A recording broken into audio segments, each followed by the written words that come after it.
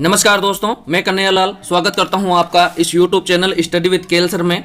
दोस्तों, आज फिर आपके सामने हाजिर हूं रीट गणित का मॉडल पेपर 4 लेकर। इससे पहले गणित के 3 मॉडल टेस्ट पेपर ले चुका हूं। अगर आपने उनको नहीं देखा है तो आप उनको जरूर देखिए। इस वीडियो के आई बटन पर आपको उसका लिंक मिल जाएगा। साथ ही इस जगह पर आपको इससे संबंधित प्लेलिस्ट मिल जाएगी। दोस्तों, इस वीडियो में कुल 30 प्रश्न हैं जो कि REET level 1, CTET, MPTET, UPTET आदि सभी परीक्षाओं में लेवल 1 के लिए उपयोगी है। तो आप इसे निश्चित रूप से अंत तक देखिए, बिल्कुल भी स्किप मत कीजिए। दोस्तों, अगर आप 30 में से 20 या 20 से ऊपर सही करते हो तो यकीन मानिए आपकी तैयारी बहुत बढ़िया है। तो वीडियो के आखिर में कमेंट में जरूर बताकर जाना कि आपके कितने सही हुए और आपको प्रश्न कैसे लगे। चलिए दोस्तों, वीडियो को शुरू करते हैं। अगर आप चैनल पर नए हैं तो बिल्कुल चैनल को सब्सक्राइब करके बेल आइकन प्रेस कर लीजिए ताकि आने वाली वीडियो की नोटिफिकेशन आपको मिल सके। और दोस्तों, वीडियो को लाइक और शेयर जरूर करना है। आपके लाइक से मुझे मोटिवेशन मिलता है और शेयर करने से अन्य मित्रों को भी इस टेस्ट सीरीज का फायदा मिलेगा। और दोस्तों, अगर आपने इंस्टाग्राम पर फॉलो नहीं किया है तो आप निश्चित रूप से वहां पर भी फॉलो कर ले। डिस्क्रिप्शन में आपको इंस्टाग्राम का लिंक मिल जाएगा। चलिए दोस्तों, पहला प्रश्न है, परिमेय संख्याओं का समुच्चय उपसमुच्चय होता है। प्राकृतिक संख्याओं का, पूर्णांकों का, वास्तविक संख्याओं का, अपरिमेय संख्याओं का। तो बताइए इस प्रश्न का सही उत्तर क्या है। दोस्तों, इस प्रश्न का सही उत्तर है विकल्प नंबर ए, प्राकृतिक संख्याओं का। जो परिमेय संख्याओं का समुच्चय होता है वो प्राकृतिक संख्याओं का उपसमुच्चय होता है। चलिए दोस्तों, अगला प्रश्न है प्रश्न नंबर 2। यदि कोष्टक √3 घात 5 गुणा 9 की घात 2 बराबर 3 घात n इंटू 3 √3 हो तो n का मान क्या होगा। ए 3, 2, 5, 6। तो बताइए इस प्रश्न का सही उत्तर क्या है। दोस्तों, इस प्रश्न का सही उत्तर है यहां पर विकल्प नंबर सी, 5। सवाल थोड़ा लंबा है दोस्तों, वीडियो लंबा नहीं हो इसलिए आंसर बता रहा हूं। आप वीडियो रोक करके आसानी से सवाल करके आराम से फिर विकल्प लगाना। चलिए दोस्तों, अगला प्रश्न है प्रश्न नंबर 3। आंकड़ों 6, 3, 9, 5, 1, 2, 3, 6, 5, 1, 3 के माध्य बहुलक और माध्यिका का योग है 12, 13, 10, 11। तो बताइए इस प्रश्न का सही उत्तर क्या है। दोस्तों, आप वीडियो रोक करके सवाल को हल करके विकल्प लगाना। इस प्रश्न का जो सही उत्तर है वो है विकल्प नंबर सी, 10। चलिए अगला प्रश्न है दोस्तों प्रश्न नंबर 4।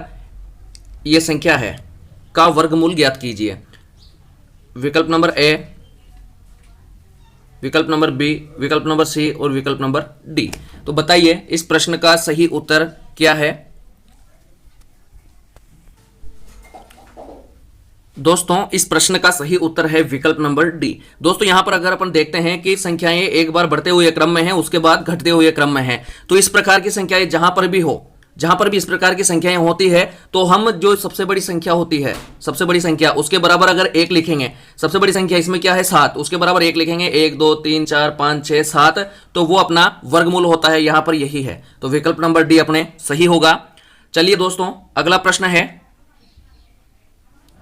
प्रश्न नंबर 5। नीचे दिए गए त्रिभुजों की सर्वांग समता का कौन सा प्रतिबंध लागू होता है। यहां पर भुजा भुजा भुजा नियम, समकोण कर्ण भुजा नियम, भुजा कोण भुजा नियम और कोण भुजा कोण नियम। तो बताइए इस प्रश्न का सही उत्तर क्या है। दोस्तों, यहां पर इस प्रश्न का सही उत्तर होगा विकल्प नंबर डी, कोण भुजा कोण नियम। यहां पर यह लागू होगा। अगला प्रश्न है प्रश्न नंबर 6। एक समचतुर्भुज की कितनी सममिति रेखाएं होती है। 1, 2, 3, 4। तो बताइए इस प्रश्न का सही उत्तर क्या है। दोस्तों, इस प्रश्न का सही उत्तर है विकल्प नंबर बी, 2। समचतुर्भुज की 2 सममिति रेखाएं होती है। अगला प्रश्न है प्रश्न नंबर 7। 2π/3 रेडियन कोण का मान शास्त्रीय पद्धति में होगा 120 डिग्री, 140 डिग्री, 160 डिग्री, 180 डिग्री। तो बताइए इस प्रश्न का सही उत्तर क्या है। दोस्तों, यहां पर अगर अपन देखें तो पाई का मान 180 होता है, तो 2 गुणा 180 लिख लेते हैं और बटा में लिख देते हैं 3, तो ये 3 से कटेगा 60 बार और इस प्रकार से अपना आंसर आएगा 120। तो विकल्प नंबर ए अपना सही हो जाता है, 120 डिग्री। चलिए अगला प्रश्न है दोस्तों प्रश्न नंबर 8। 15 सेबों में से एक सेब जिसका वजन 250 ग्राम है के स्थान पर दूसरा सेब रख देने से उसके औसत भार में 10 ग्राम की कमी हो जाती है। तो बताओ दूसरे सेब का भार क्या है। 100 ग्राम, 110 ग्राम, 115 ग्राम, 120 ग्राम। तो बताइए इस प्रश्न का सही उत्तर क्या है। दोस्तों, यहां पर अगर अपन देखें तो औसत भार में कमी हो रही है कितनी, 10 ग्राम की। तो कुल कमी कितनी होगी, 15 × 10, टोटल 15 सेब है, 150 ग्राम की कमी हो रही है। और जो सेब हटाया था उसका वजन कितना है, 250 ग्राम। 150 ग्राम की कमी हो रही है, तो नए सेब का मान क्या होगा, इसको इसमें से घटाइए, सही आंसर आ जाएगा विकल्प नंबर ए 100 ग्राम। 250 माइनस 150 बराबर 100 ग्राम सही आंसर होगा। चलिए अगला प्रश्न है दोस्तों, प्रश्न नंबर 9। कोई राशि 3 वर्ष के लिए उधार दी जाती है, यदि साधारण ब्याज की दर 3% अधिक होती तो 105 रुपए अधिक प्राप्त होते, तो वह मूल राशि क्या है? 400 रुपए, 500 रुपए, 600 रुपए, 700 रुपए। तो बताइए इस प्रश्न का सही उत्तर क्या है दोस्तों। इस प्रश्न का सही उत्तर निकालने के लिए अपन सूत्र लगाएंगे ब्याज का अंतर गुणा 100 बटा समय और दर। तो ब्याज का अंतर कितना है दोस्तों? 105 गुणा लिख देंगे अपन 100, बटे में लिखेंगे 7 गुणा 3। तो दोस्तों यहां पर अगर इससे काटेंगे तो 3 तिया 9, 3 पंजे 15, 7 से कट जाएगा 5 बार। इस प्रकार से अपने आंसर आएगा 500। तो सही आंसर क्या होगा? विकल्प नंबर बी 500 रुपए अपने सही आंसर होगा। अगला प्रश्न है प्रश्न नंबर 10। यदि एक बोरी में 114 किग्रा चावल आता है तो 1026 किग्रा चावल भरने के लिए कितनी बोरियों की आवश्यकता होगी? 19, 15, 7, 9। तो बताइए इस प्रश्न का सही उत्तर क्या है दोस्तों। यहां पर देखें तो एक बोरी में 114 आता है तो 1026 किग्रा कितने में आएगा? तो 114 का 1026 में भाग देंगे तो अपने आंसर आएगा विकल्प नंबर डी 9। चलिए दोस्तों अगला प्रश्न है प्रश्न नंबर 11। किसी पहिए की त्रिज्या 21 सेमी है तो 528 मीटर की दूरी तय करने में इसको कितने चक्कर लगाने पड़ेंगे? विकल्प नंबर है 400, 110, 200, 700। तो बताइए इस प्रश्न का सही उत्तर क्या है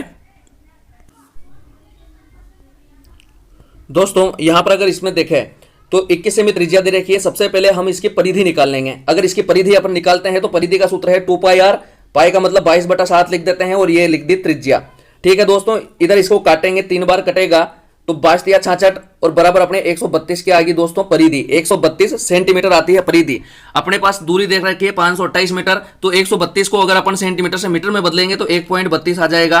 और इसमें 528 में अगर अपन इसका भाग लगाएंगे 1.32 का तो अपने पास आ जाएगी कि कितने चक्कर लगाने पड़ेंगे। तो यहां पर ये 2 जीरो। अगर अपन इनको काटेंगे, अगर इनको अपन काटते हैं तो यहां पर ये 4 2 8, 4 3 12 का 2 हासिल 1, 4 1 4 1 5, 4 बार कटेगा 132 से 528 तो बराबर अपने आंसर आ जाता है 400। तो यहां पर सही आंसर है विकल्प नंबर ए 400। चलिए अगला प्रश्न है प्रश्न नंबर 12। समबाहु त्रिभुज की एक भुजा बढ़ाई जाए तो बहिष्कोण कितने अंश का होगा? 60 डिग्री, 90 डिग्री, 120 डिग्री, 180 डिग्री। तो बताइए इस प्रश्न का सही उत्तर क्या है दोस्तों। अगर अपन देखें तो समबाहु त्रिभुज ये मान लेते हैं तो समबाहु त्रिभुज का जो प्रत्येक कोण है वो 60 डिग्री का होगा। ये भी 60 का, ये भी 60 का, ये भी 60 का। तो अगर इसकी भुजाएं बढ़ाएंगे तो बहिष्कोण कितने का होगा दोस्तों? 180 माइनस 60 बराबर 120 डिग्री। तो यहां पर अपने सही आंसर होगा विकल्प नंबर सी 120 डिग्री। चलिए दोस्तों अगला प्रश्न है प्रश्न नंबर 13। गणित की प्रकृति है, यह तार्किक है, यह कठिन है, यह अलंकारिक है, यह औसत विद्यार्थियों के लिए नहीं है। तो बताइए इस प्रश्न का सही उत्तर क्या है दोस्तों।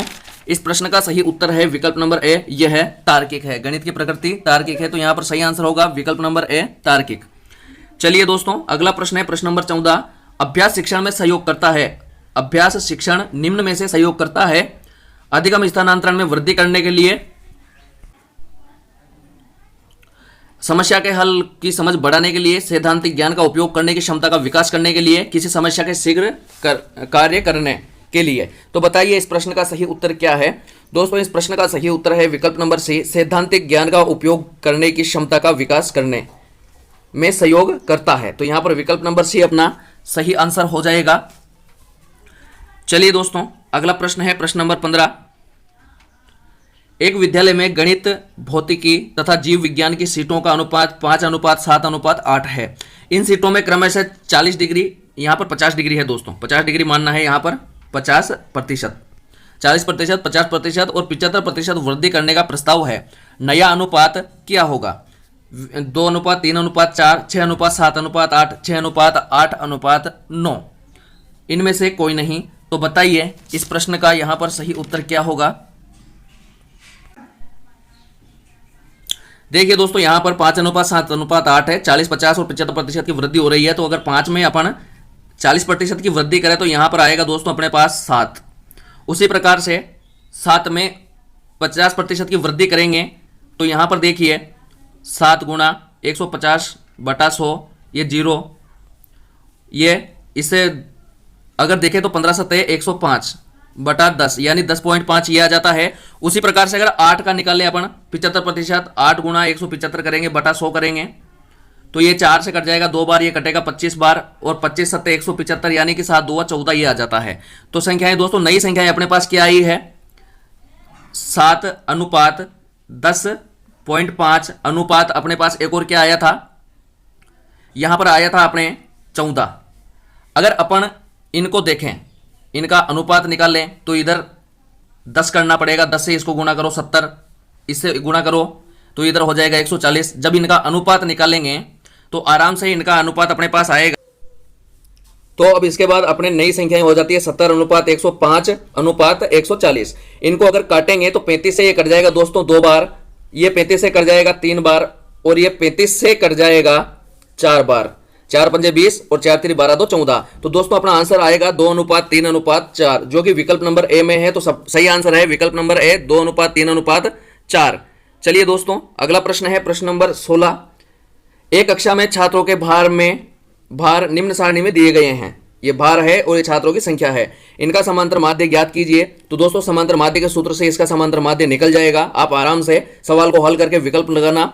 इसका सही प्रश्न है, इस प्रश्न का जो है सही आंसर होगा दोस्तों यहां पर विकल्प नंबर बी 23.9। आप सवाल को हल करके इसका आंसर लगाना। सही आंसर है विकल्प नंबर बी 23.9। चलिए दोस्तों अगला प्रश्न है प्रश्न नंबर 17। यदि किसी वस्तु के 4/5 भाग का मूल्य 16,800 रुपए हो तो उसके 3/7 भाग का मूल्य होगा 90,000, 9,000 रुपए, 72,000 रुपए, 21,000 रुपए।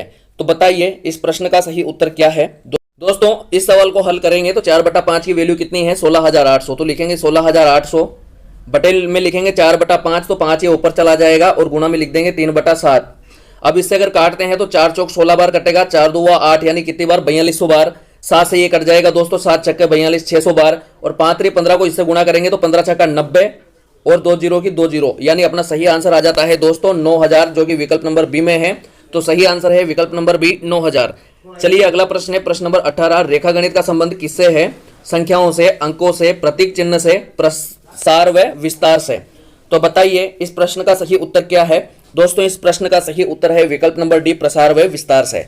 अगला प्रश्न है दोस्तों प्रश्न नंबर 19। दी गई आकृति में x का मान क्या है? अपन से पूछा है कि दी गई आकृति में x का मान है 80 डिग्री, 85 डिग्री, 105 डिग्री, 135 डिग्री। तो बताइए इस प्रश्न का सही उत्तर क्या है। दोस्तों अगर इस सवाल को हल करेंगे तो देखिए ये कोण कितना है 50 डिग्री, ये कितना है 30 डिग्री। दोनों को जोड़ेंगे तो कितना होगा 80 डिग्री। तो यानी कि इन दोनों का योग जो है इस कोण के बराबर होगा। कितना आ गया 80 डिग्री। अब इस कोण को और अगर इस कोण को जोड़ेंगे तो इस कोण का मान आ जाएगा। अपन से पूछा भी यही है। तो दोस्तों 80 डिग्री में जोड़ दीजिए 55 डिग्री। अगर इनको जोड़ते हैं तो दोस्तों अपने पास आता है आंसर 135 डिग्री, जो कि अपना सही आंसर है विकल्प नंबर डी। तो सही आंसर होगा विकल्प नंबर डी। चलिए अगला प्रश्न है प्रश्न नंबर 20। एक दुकानदार को 1800 रुपए में 12 पुस्तकें बेचने पर 3 पुस्तकों के क्रय मूल्य के बराबर लाभ होता है। एक पुस्तक का क्रय मूल्य क्या है? 120 रुपए, 150 रुपए, 1200 रुपए, 1500 रुपए। तो बताइए इस प्रश्न का सही उत्तर क्या है। दोस्तों सवाल थोड़ा बड़ा है, हल करने में ज्यादा लंबा वीडियो हो जाएगा, तो आप रोक करके वीडियो सवाल को हल करने के बाद विकल्प लगाना। यहां पर सही आंसर मैं बता देता हूं। अगर नहीं आता है तो कमेंट करना, मैं बिल्कुल इस सवाल को आपको हल करके बताऊंगा। यहां पर इस प्रश्न का जो है सही आंसर होगा दोस्तों अपने पास 120 रुपए। जो एक पुस्तक का क्रय मूल्य है वो 120 रुपए होगा। वीडियो को रोक कर सवाल को हल करके आंसर लगाना। अगला प्रश्न है प्रश्न नंबर 21। नीचे दिए गए दो समरूप एवं समान वर्गों का कुल क्षेत्रफल कितना है? 32 centimetre square, 64 centimetre square, 128 centimetre square और 135 सेंटीमीटर स्क्वायर। तो बताइए इस प्रश्न का सही उत्तर क्या है। दोस्तों यहां पर अगर अपन देखें कुल क्षेत्रफल की बात, तो एक बार एक वर्ग का क्षेत्रफल निकाल लेंगे, उसके बाद उसको दुगुना कर देंगे तो अपना आंसर आ जाएगा। वर्ग की भुजा दे रखी है 8, वर्ग का क्षेत्रफल है भुजा का स्क्वायर, तो कितना आएगा दोस्तों 64। और अगर दोनों की बात की जाए तो 64 64 कितना आएगा 128। तो यहां पर अपना सही आंसर आ जाता है दोस्तों विकल्प नंबर सी 128। चलिए दोस्तों अगला प्रश्न है प्रश्न नंबर 22। 105 डेकाग्राम को लिख सकते हैं 105 ग्राम, 1050 मिग्रा, 10.5 हेक्टोग्राम और 1.0500 डेसीग्राम। तो बताइए इस प्रश्न का सही उत्तर क्या है। दोस्तों यहां पर इस प्रश्न का अपने सही उत्तर होगा विकल्प नंबर सी 10.5 हेक्टोग्राम। दोस्तों अगर अपन देखें तो 1 डेकाग्राम बराबर होता है 1/10 हेक्टोग्राम। तो 105 डेकाग्राम का मतलब निकालेंगे तो 105 बटा 1/10 कर देंगे 10, तो यहाँ पर ये 10.5 हेक्टोग्राम सही आंसर होगा विकल्प नंबर सी। चलिए अगला प्रश्न है प्रश्न नंबर 23। क्रियात्मक गणित का महत्व है प्रत्यक्ष अनुभव, स्वयं करके सीखना, अवधारणाओं का स्पष्ट एवं स्थायी होना, उपरोक्त सभी। तो बताइए इस प्रश्न का सही उत्तर क्या है। दोस्तों इस प्रश्न का सही उत्तर होगा विकल्प नंबर बी, स्वयं करके सीखना। अगला प्रश्न है प्रश्न नंबर 24। गणित की भाषा का अंग है संकेत, संख्या, संख्याचर, सूत्र, ये सभी। तो बताइए इस प्रश्न का सही उत्तर क्या है। दोस्तों इस प्रश्न का सही उत्तर है विकल्प नंबर डी, ये सभी। अगला प्रश्न है प्रश्न नंबर 25। गणित शिक्षण का किस विषय में महत्व है, समुदाय, विज्ञान, सिद्धांत एवं तर्क, ये सभी। तो बताइए इस प्रश्न का सही उत्तर क्या है। दोस्तों इस प्रश्न का सही उत्तर है विकल्प नंबर डी, ये सभी, यहाँ पर सही आंसर होगा। अगला प्रश्न है प्रश्न नंबर 26। अंक गणित शिक्षण की उपयुक्त विधि है प्रोजेक्ट विधि, प्रदर्शन विधि, विश्लेषण विधि, इनमें से कोई नहीं। तो बताइए इस प्रश्न का सही उत्तर क्या है। दोस्तों इस प्रश्न का सही उत्तर है विकल्प नंबर सी, विश्लेषण विधि। अगला प्रश्न है प्रश्न नंबर 27। एक अध्यापक कक्षा शिक्षण में किस उद्देश्य को प्राप्त करता है, ज्ञानात्मक, भावात्मक, क्रियात्मक, ये सभी। तो बताइए इस प्रश्न का सही उत्तर क्या है। दोस्तों इस प्रश्न का सही उत्तर होगा विकल्प नंबर डी, ये सभी। अगला प्रश्न है प्रश्न नंबर 28। निदानात्मक परीक्षण का महत्व है शिक्षण में, परामर्श और निर्देशन में, उपचारात्मक शिक्षण की व्यवस्था में, उपरोक्त सभी। तो बताइए इस प्रश्न का सही उत्तर क्या है। दोस्तों यहां पर अगर देखा जाए तो इस प्रश्न का सही उत्तर होगा विकल्प नंबर डी, उपरोक्त सभी। अगला प्रश्न है प्रश्न नंबर 29। गणित शिक्षण में अध्यापक की भूमिका है दार्शनिक, मित्र, परामर्शक, ये सभी। तो बताइए इस प्रश्न का सही उत्तर क्या है। दोस्तों इस प्रश्न का सही उत्तर है विकल्प नंबर डी, ये सभी। चलिए दोस्तों अगला और आखिरी 30वां प्रश्न। उससे पहले अगर आपने वीडियो को लाइक नहीं किया है तो वीडियो को लाइक और शेयर कर दीजिए। 30वां प्रश्न है दोस्तों, गणित शिक्षण की उपयुक्त विधि है व्याख्यान विधि, प्रदर्शन विधि, आगमन निगमन विधि, ये सभी। तो बताइए इस प्रश्न का सही उत्तर क्या है। दोस्तों इस प्रश्न का सही उत्तर है विकल्प नंबर सी, आगमन निगमन विधि। यहाँ पर गणित शिक्षण की सबसे उपयुक्त विधि है। चलिए दोस्तों आज के लिए इतना ही, मिलते हैं जल्दी ही नए वीडियो में नए टेस्ट के साथ। तब तक के लिए नमस्कार।